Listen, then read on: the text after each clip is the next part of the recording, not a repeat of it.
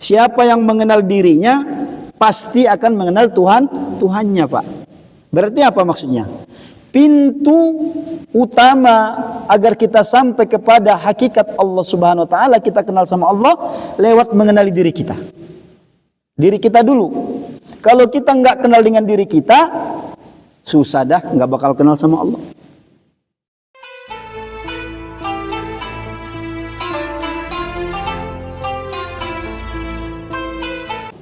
Baik jamaah salat subuh yang dimuliakan Allah Subhanahu wa taala. Kajian subuh hari ini melanjutkan kajian-kajian yang sudah kita kaji di beberapa waktu yang lalu. Karena ini memang waktunya sekali sebulan. Mudah-mudahan Bapak-bapak sekalian tidak lupa ya, tidak lupa sehingga bisa nyambung materinya walaupun jaraknya ada sebulan ya. Kalau sebulan biasanya memang sih agak-agak ngeri-ngeri sedap gitu ya.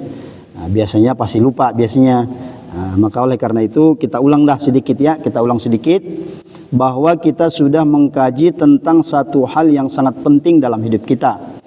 Apa itu? Yakni bagaimana kebutuhan kita dalam beragama ini harus dijelaskan, harus dipahamkan lewat sesuatu yang pasti benar. Bahasa dalam agamanya namanya ghorijatut tadayyun, naluri beragama. Ternyata manusia seluruh di dunia ini tidak ada satupun manusia yang tidak memiliki naluri beragama. Naluri beragama itu maksudnya adalah keyakinan ataupun kebutuhan akan sesuatu zat yang maha kuasa, yang luar biasa. Jadi manusia semua butuh.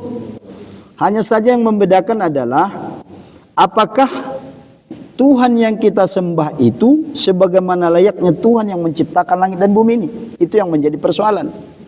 Karena kalau soal ngaku-mengaku, semua juga orang mengaku Tuhan. Semua juga orang mengaku punya Tuhan. Tapi yang menjadi persoalan adalah apakah Tuhan yang disembah itu betul-betul sebagai Tuhan. Nah ini kan menjadi persoalan terutama belakangan hari ini. Semua orang mengklaim, wah ini Tuhan saya yang benar yang ini, datang lagi Tuhan saya yang benar yang ini. Di dalam Islam kita diajarkan, dididik dengan sempurna oleh Rasulullah SAW. Nanti ini diteruskan oleh para sahabat, tabi'ut tabi'in, salafus soleh, sampai ulama-ulama kita, sampai ke kita. Maka ulama kita mengajarkan kepada kita terhadap konsep ketuhanan ini. Yang pertama sekali kita mendengarkan satu rumus, satu kaedah, man arafa nafsah arafa rabbah. Ini terkenal ini ya. Apa artinya ini? Man arafa nafsah arafa rabbah. Siapa yang mengenal dirinya, dia akan mengenal Tuhannya. Ayo saya ulang lagi ya. Ini kalimat penting. Man arafa nafsah arafa rabbah. Siapa yang mengenal dirinya pasti akan mengenal Tuhannya, Pak. Berarti apa maksudnya? Pintu utama agar kita sampai kepada hakikat Allah Subhanahu wa taala, kita kenal sama Allah lewat mengenali diri kita. Diri kita dulu. Kalau kita nggak kenal dengan diri kita, susah dah, nggak bakal kenal sama Allah. Orang yang mampu mengenal dirinya, itulah orang-orang yang beruntung. Kenapa? Karena lewat pengenalan diri itu, dia akan pasti kenal kepada Allah. Nah, maka di sini dijelaskan lagi oleh ulama, apa yang perlu kita kenal dari diri kita, Bapak sekalian?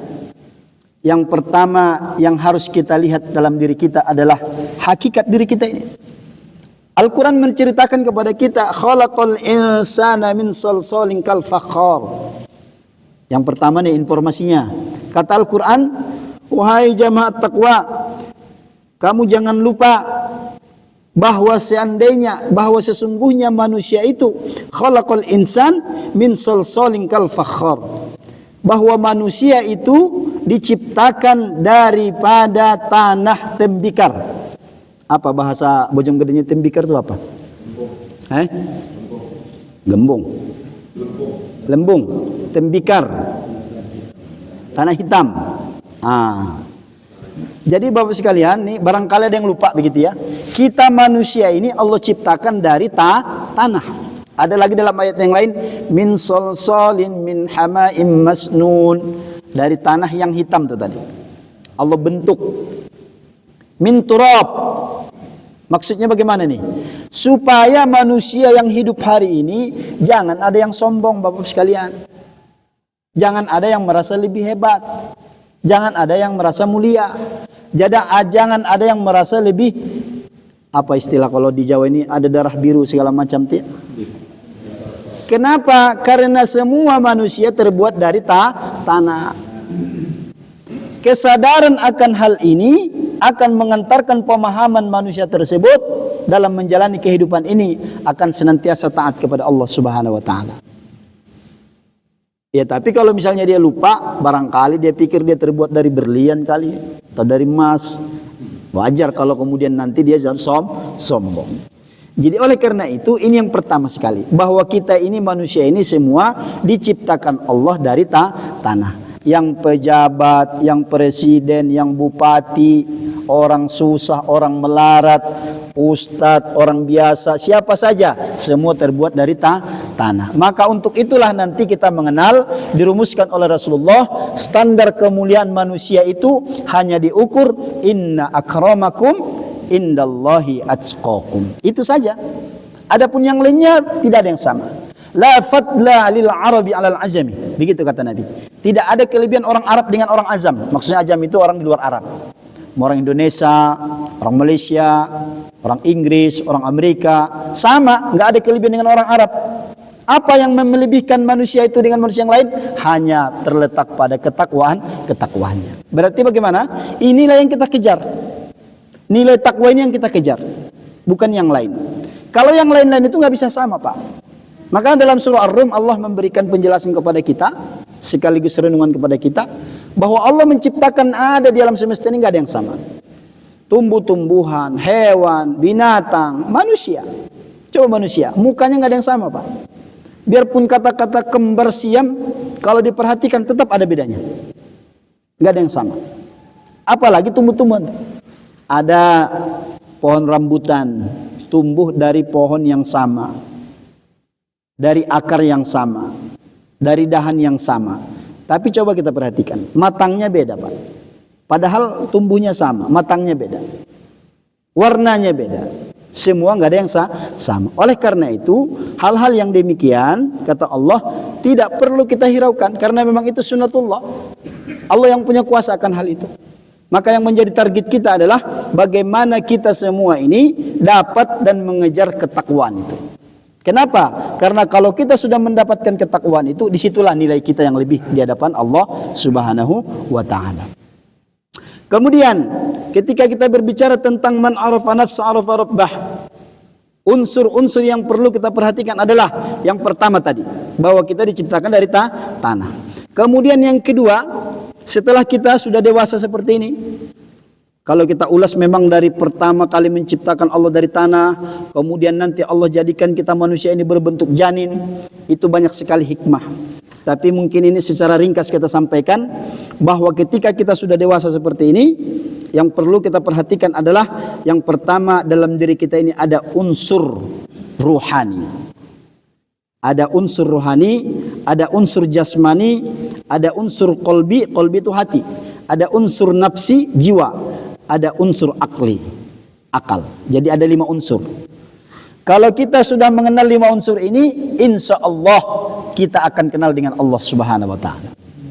Tapi kalau kita nggak kenal satu pun dari yang 5 ini, Pak, mohon maaf, dari penjelasan Al-Quran dan Sunnah, berarti kita nggak kenal sama Allah. Kalau orang nggak kenal sama Allah, biasanya nggak bisa loyal, Pak. Nggak bisa loyalitas, nggak bisa setia gitu maksudnya. Sama dengan kita lah sekarang nih. Kenapa sih ada orang mendukung nomor 1? Saya bukan kampanye nih ya, saya cuma mencontohkan aja. Nanti dikirain bapak-bapak kampanye, saya enggak. Ya, saya emang nggak ada urusan ke sana mah. Ya, cuman saya ingin menjelaskan aja. Kenapa ada orang loyalitasnya ke nomor 1, ada ke nomor 2, ada ke nomor 3. Itu semua dukungan yang diberikan itu adalah tanpa kita sadari, karena berangkat dari pemahaman kita terhadap calon yang kita dukung. Benar nggak? Ada nggak kira-kira orang mendukung membabi buta tapi dia nggak kenal siapa calonnya itu? Kalau ditanya ada nggak? Ada juga sih. Ya, pokoknya dukung asal dukung aja gitu ya. belum dia kenal, belum dia tahu gitu ya. Ada juga gitu. Tapi seharusnya namanya dukung mendukung, bela membela itu harusnya itu datang dari pemahaman yang sempurna terhadap sosok yang kita bela. Kalau enggak begitu kenapa? Itu enggak istiqomah, Pak. Makanya kalau hari ini kalau kita lihat dari dulu misalnya dia nih dukung nomor ini aja, wah itu hebat itu, cakep dia itu, ya karena dia memang tahu walaupun dia misalnya yang didukung itu jelek, mungkin dia juga jelek gitu, makanya dia sinkron terus gitu. Tapi ala kulli hal itu sunnatullahnya begitu. Manusia tidak akan memberikan pembelaannya, loyalitasnya, pengorbanannya kepada sosok yang dia tidak kenal. Kalaupun dia berikan hanya sesaat, temporal. Maka oleh karena itu manusia justru kan kita mah yang namanya kita ini hamba Allah, yang harus lebih kita kenalkan Allah, Pak. Baru Rasulullah. Ya kalau sama Allah kita nggak kenal, bagaimana kita mau cinta sama Rasulullah? Makanya kata Sahal bin Abdullah dalam tafsir Qurtubi, tanda orang kenal sama Allah, kenal dengan Al-Quran. Kenal dengan Al-Quran itu kenal dengan Rasulullah. Kenal dengan Rasulullah, kenal dengan sunnahnya. Kenal dengan sunnahnya, kenal dengan akhirat. Kenal dengan akhirat, kenal dengan dunia. Kenal dengan dunia tandanya apa? Orang tersebut mampu menghinakan dunia. Begitu urut-urutannya. Jadi nggak ada orang yang bypass langsung gitu. Makanya ajaran dalam Islam itu runut dan sistematis sempurna. Jadi nggak ada orang misalnya, wah saya pokoknya nggak perlu hadis lah, nggak perlu Rasulullah, langsung aja ke Allah. Nggak bisa. Gimana dia mengenalnya? Jadi itu semua saling kait mengait. Jadi kita mengenal Allah itu hal yang paling utama. Nah bagusnya kan Allah itu gaib, Pak. Kita mata zuhir kita nggak bisa melihat Allah. Tapi Allah memberikan cara, walaupun Allah itu gaib, tapi begitu sangat nyata kalau kita mau mengikuti tuntunan Rasulullah. Tadi diantaranya dengan mengenal diri kita. Diri kita ini kan zohirin, nyata ini. Mari sama-sama kita lihat tubuh kita, kulit kita. Di sana ada ayat-ayat Allah. Wa fi anfusikum afala ta'qilun. Pada dirimu itu apakah kamu tidak berpikir, kata Allah. Hari ini kalau kita kaitkan dengan kajian kita pagi hari ini, coba kita perhatikan, Pak. Kapan kita lupa melihat diri kita, akan lalai, Pak. Susah. Tapi orang yang selalu mengingat melihat dirinya, mengenal dirinya, akan selalu ingat dengan Allah. Bapak-bapak, hari ini kita semua pasti tahu betul dulu nih kulit kita ini pernah nih kencang, mulus, ya, nggak ada namanya keriput-keriput. Sekarang kenapa ada, Pak? Itu harus kita baca, Pak. Dulu kita semua rambutnya hitam. Mana ada orang? Ada orang lahir, begitu lahir ubanan gitu. Nggak ada kayaknya. Atau umur 3 tahun udah ubanan, nggak ada. Kecuali dicat kali. Ini semua adalah tanda-tanda yang Allah berikan. Yang kita harus pintar melihat ini, Pak. Ya, dari atas nih. Coba kita mulai dari atas rambut. Nah, di sana ada tanda-tanda. Ibaratnya orang mau berangkat, di sana ada tiket kita, Pak. Tiket pesawat kita ada di sana. Nah, ini bahayanya sekarang begitu. Udah punya tiket, udah ada tanggalnya, masih bersantai-santai, kan bahaya itu, Pak. Contoh, sudah mau berangkat jam 9 pagi, ya kan? Jelas di situ tertulis tuh, jam 9 pagi berangkat. Tapi jam 7 dia di Bojonggede masih main bola tangkis, main simbol badminton, masih olahraga. Ya itu mah alamatnya alamat bakal terlambat, ditinggal, hangus. Nah manusia juga begitu. Harusnya lewat tiket yang Allah berikan dalam tubuh kita ini, inilah modal besar kita agar kita senantiasa siap-siap. Rambut sudah putih, kemudian kulit tadi sudah kendor, sudah keriput, ya sudah keriput. Ada yang putih bukan cuma rambut, kumis juga udah putih, jenggot juga udah putih. Ya semua bulu-bulu yang di dalam tubuh sudah putih. Itu tiket kita, Pak. Allah ingin berbicara dengan kita lewat tanda-tanda itu. Hei hambaku, kamu itu semua sudah berubah. Terus bagaimana ya Allah? Kan begitu kita responnya. Ya siap-siap dah. Dikit lagi juga kamu akan kembali. Begitu. Kalau sudah ngerti, paham, ngeh dengan hal seperti itu, insya Allah nggak bakal macam-macam. Iya kan? Nggak ada lagi istilah malas, Pak. Tapi kalau kita nggak pintar melihat tanda pada diri kita, pasti karena nanti kita akan bertindak sesuai dengan hawa nafsu kita, perasaan kita. Tapi kalau orang sudah pintar melihat tanda-tanda pada dirinya, insya Allah nggak pakai disuruh, nggak pakai diceramahin, punya kesadaran sendiri. Gigi ini kadang-kadang kita sih cuman menganggap sebagai fenomena aja gitu. Gigi-gigi yang tanggal itu Pak, itu juga alarm dari Allah. Bukan serta-merta itu. Lah kita mah kan cuman memahaminya cuman sampai sakit gigi doang. Sakit gigi ke dokter. Ini gigi saya udah nggak ada nih Pak Ustadz di dalam. Nah, tapi sampai segitu doang gitu. Nah, kita sebenarnya ingin bicara gitu. Ya berarti sudah pada tanggal di dalam, ya Bapak berarti siap-siap dah, nggak lama lagi bakal balik. Begitu.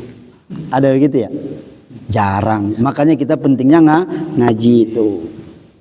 Kalau enggak, waduh, malah coba sekarang tuh yang rambutnya putih dicat lagi sama dia kan? Ada begitu? Dicat sama dia tuh. Supaya hitam lagi dah. Kalau sudah hitam lagi kan bisa senyum lagi tuh anak gadis. Masya Allah, lewat anak gadis kita senyum lagi, pantas. Lah kalau putih kan kagak pantas. Maka dihitamkan lagi, dicat lagi. Terutama yang sebelah bahagian kaum ibu-ibu. Oh, paling nggak mau sebenarnya dia melihat tanda-tanda itu. Harusnya itu modal besar kita untuk dekat kepada Allah. Tapi manusia nggak mau. Malah ditutupin gitu. Masya Allah. Ya. Nah, kalau sudah seperti itu yang terjadi apa Bapak sekalian? Maka nanti banyak manusia sudah di pintu kematian, tapi kelakuannya seperti orang-orang yang tidak akan pernah mati. Nauzubillah wal iyauzubillah min dzalik. Orang-orang seperti inilah nanti yang kita khawatirkan mereka-mereka itu berakhir dengan tragis, Pak. Nauzubillah. Makan kita banyak lihat, Pak. Di hotel ada seorang kakek-kakek umur 75 tahun meninggal di atas perut wanita lain. Karena makan apa tuh?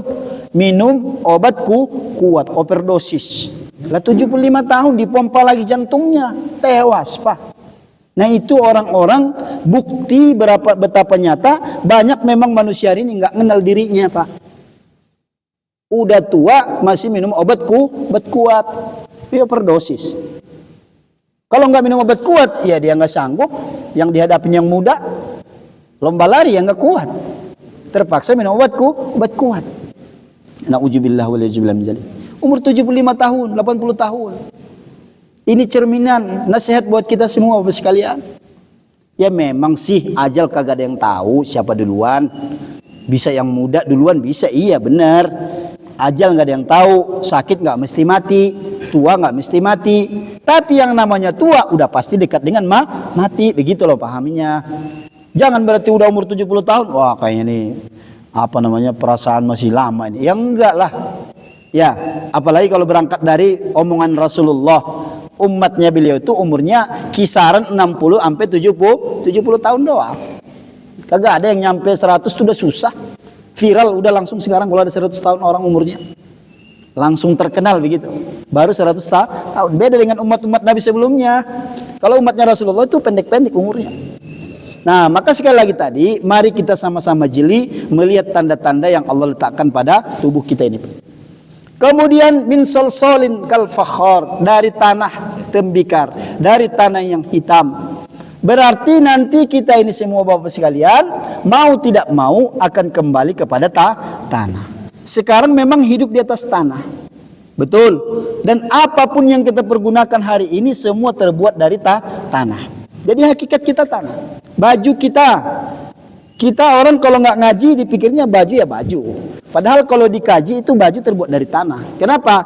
Baju itu terbuat dari bahan-bahan apa tuh? Katun. Katun terbuat dari apa? Kapas. Kapas berada di mana kapas? Di atas tanah.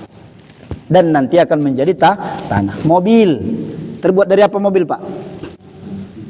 Biji besi. Biji besi terdapat di mana? Tanah. Habis nanti mobil rongsokan kembali ke tanah. Jadi semua dari tanah, hidup di atas tanah dan kembali menjadi tanah. Maka sekali lagi yang membedakan manusia itu adalah nilai ketakwaannya. Adapun orang yang fokus dengan jasad, orang yang nggak mengenali dirinya, mereka lah yang tertipu, Pak. mereka-mereka yang tertipu. Jadi oleh karena itu jamaah Masjid At-Taqwa, mudah-mudahan jangan ada yang tertipu nih ya. Mudah-mudahan kita semua pintar melihat tanda pada diri kita tuh ya. Ya silahkan dah lihat masing-masing, bercermin masing-masing. Jangan sampai kita umur udah tua, udah ada tiket mau berangkat, tapi kita masih berlehai-lehai. Dipikirnya dia masih lama begitu ya. Emang begitu sih manusia. Manusia itu ya pengennya hidup 1000 tahun begitu kata Al-Quran. Walaupun hidup 1000 tahun itu tidak ada jaminan untuk menyelamatkan dia.